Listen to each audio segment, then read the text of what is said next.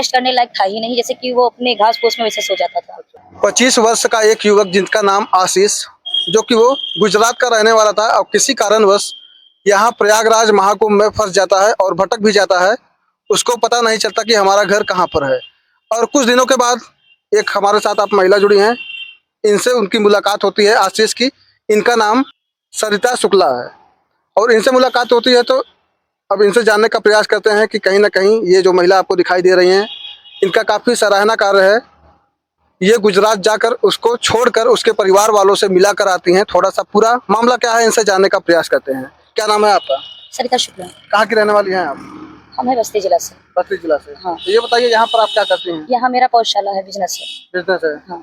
तो ये बताइए, जो आशीष गुजरात और भरूच का रहने वाला था, वो हाँ। आपको कहाँ मिला था? हमारे पौधशाले पे। यहाँ पे? हाँ। ये जगह का नाम क्या है? ये उसराटा, शाहगंज। शाहगंज उसराटा, शेर पंजाब के बगल। अच्छा, शेर पंजाब ढाबे के बगल में। हाँ। तो ये बताइए, वो युवक कब मिला था, कितने तारीख को आपको?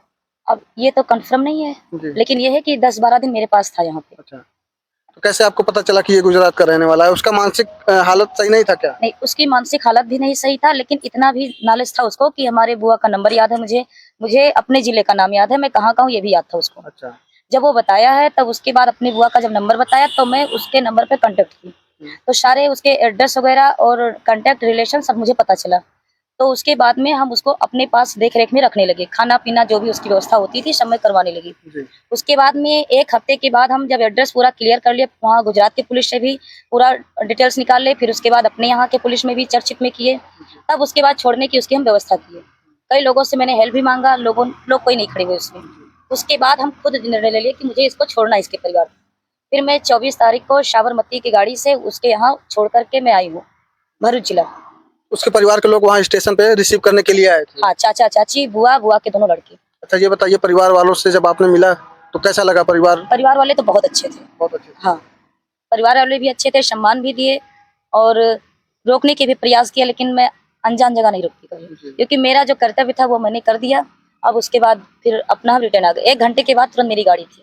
आशीष को पहुंचवाने के लिए आपने यहाँ पर भी कई लोगों से सहयोग मांगा, फिर भी कोई कुछ सहयोग नहीं किया? प्रधान से भी कई लोगों से मैंने कहा, यहाँ पे बहुत सारे प्रधान हैं, जिनमें से दो प्रधान से मैंने कहा, लेकिन किसी ने कोई नहीं सुना। तो आप प्रशासन के हवाले शब्द ही होते कि प्रशासन जाकर वहाँ पहुँचा के आता, प्रशासन का काम क्या है? जब मैं अपने शाहगंज कोतवाली में गई तो कोतवाली में क्या कहा गया कि ये अनाथ आश्रम नहीं है, ये आपकी जिम्मेदारी है, पर्सनल आपका चीज है, आप ले जाइए, नहीं हम लोग नहीं देख सकते। आपने ये सवाल नहीं उठाया कि आप लोग यहाँ पर बैठे किस लिए हैं? मैंने सवाल उठाया, हमने कहा ये बताइए कि एक अनजान आदमी कुंभ में पहुंचाने के लिए तो कितने प्रशासन लगे हुए हैं कि लोगों को घर तक पहुंचाया जाए। ये जो हालत है हमारे कुंभ की, और आप लोग हमारे ही पास में रहकर जो कि इतना आना जाना, उसके बाद भी आप ऐसे बात करें। बोले मैडम जी अनाथ आश्रम में इनको ले जाइए, छोड़िए। अच्छा, प्रशासन के लोगों ने इस तरीके से हाँ, कहा? इस तरीके से बात किया। अच्छा, ये बताइए, मैं आपसे एक चीज जानने का प्रयास करूंगा कि आपको कैसे पता कि वो युवक जो आशीष नाम का है वो महाकुंभ मेला देखने आया था? हाँ, घर पे जब मैं गई तो वहाँ से पता चला। अच्छा, उसके परिवार के लोगों ने बताया? हाँ, परिवार के लोगों ने बताया कि ये कुंभ में नहाने गए थे। बोले मैं अब जा रहा हूँ कुंभ, इतना घर से बोल कर गया था लड़का। कहीं ना कहीं जितना सराहना कार्य इन्होंने किया है, वो खोया पाया केंद्र जो वहाँ पे बना है प्रयागराज में, वो लोग भी ऐसा कार्य नहीं कर रहे हैं। तो ये बताइए, परिवार के लोग आपको वहाँ पे रोकना चाहें, हाँ, फिर भी आपने रुका नहीं? नहीं, हम नहीं रुके।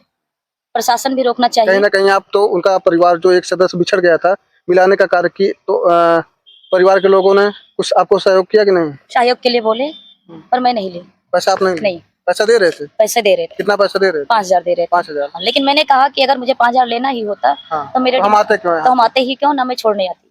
मैंने कहा मुझे डर था सिर्फ एक चीज का कि मैं जिंदगी में पहली बार गुजरात आई और जिंदगी में पहली बार इतना सफर की हूँ लंबा। कितना खर्चा हुआ लगभग आपका? लमसम मान लीजिए 4 से 5,000 रुपए 5,000 आने जाने में। और बाकी अभी आप बता रही हैं कि काफी दिन तक उस लड़के को यहाँ पर रोक कर रखे थे। वो देखिए, वो तो हमारा कर्तव्य है करना, और मैं नहीं करती हूँ, सब ऊपर वाले करवाते अच्छा, हैं। ये बताइए, जो आशीष नाम का युवक था, गुजरात का रहने वाला, वो आप अपने मकान पर लेकर गई थी या यहीं पर कहीं एडजस्ट की थी? नहीं, मकान पे कहीं नहीं ले गए थे, वो एडजस्ट करने लायक था ही नहीं, जैसे कि वो अपने घास फूस में वैसे सो जाता था। हाँ।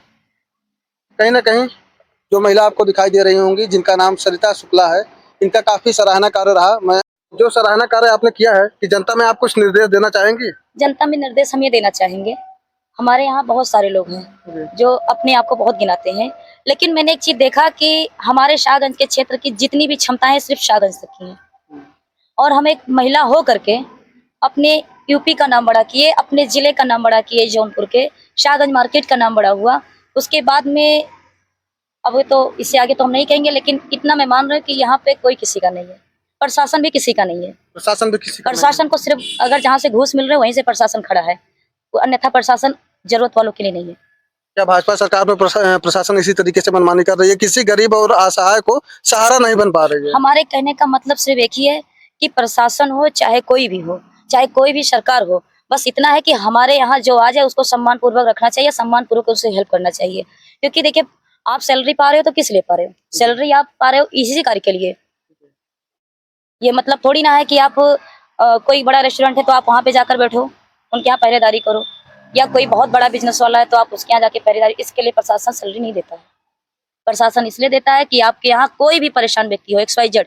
आप खुद सोचिए कि हमारे यहाँ यूपी जिला जौनपुर जैसे है, शाहगंज मार्केट है, कोई व्यक्ति यहाँ से तैयार नहीं हुआ। अगर मैं यहाँ से गई गुजरात तो खैर ये तो ऊपर वाले का आशीर्वाद है कि मैं वहाँ से सुरक्षित भी आ गई, सही सलामत भी आ गई।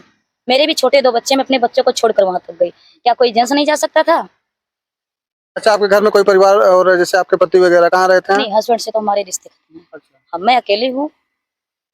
और रही बातें, तो जैसे देखिए, जब आप किसी के लिए अच्छा करोगे तो ऊपर वाले हमेशा अच्छा रखेंगे आपको। और मैं यही चाहती हूँ कि काश अगर ऐसा हो, कहीं भी हो, तो लोगों को ऐसा करना चाहिए। देखिए, मैं कैमरामैन से कहना चाहूँगा दिखाने का प्रयास करें। ये इनका बोर्ड है, जय महाकाल पौधशाला। ये छोटा सा पौधशाला चलाती हैं और इनका नाम सरिता शुक्ला है। और कहीं ना कहीं देखा जाए तो ये महिला हमेशा जनता की सेवा में लगी रहती हैं।